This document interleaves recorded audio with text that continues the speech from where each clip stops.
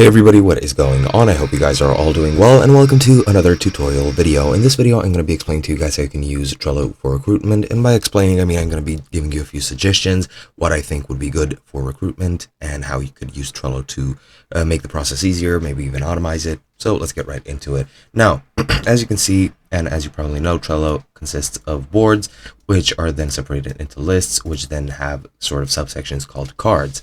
Now, what you can do, especially for recruitment, you can make a list for each applicant. For example, like this: applicant 1, applicant 2, and then you can, I don't know, if you have 2 or 3 interviews that the applicant needs to go through, for example, a general interview, a technical interview, and XYZ interview, for example, you can then have those 3 cards to evaluate the applicant depending on the interview that's going on. You can click on each of these cards, add a description of their performance. You can also label them, add checklists, add dates, maybe even add a date, maybe even add a time, for example, when that interview is taking place, so that you get an alert when that interview is supposed to happen, so that you don't miss it. So you can, I don't know, for example, let's say it's on Thursday the 12th, and let's say not a due date, but the start date is Thursday the 12th, and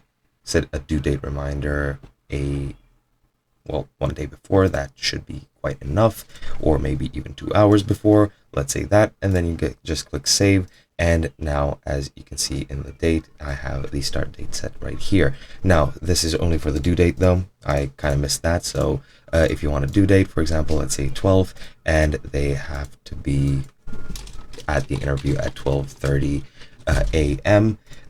Or p.m. rather, in this case, since it's supposed to be in the afternoon, then set the reminder to 2 hours before, click save, and now, as you can see, you can watch the due date and everything like so. One other thing you can do, you can make a list of all applicants just to make a general overview, and then applicant 1, applicant 2, and then you can just enter the description to make some general viewpoints and thoughts. And then you can save that in their description just for a quick overview of the applicants, and then go into the details in cards like so. And that's pretty much it. Hope you guys enjoyed, and I'll be seeing you guys in another video.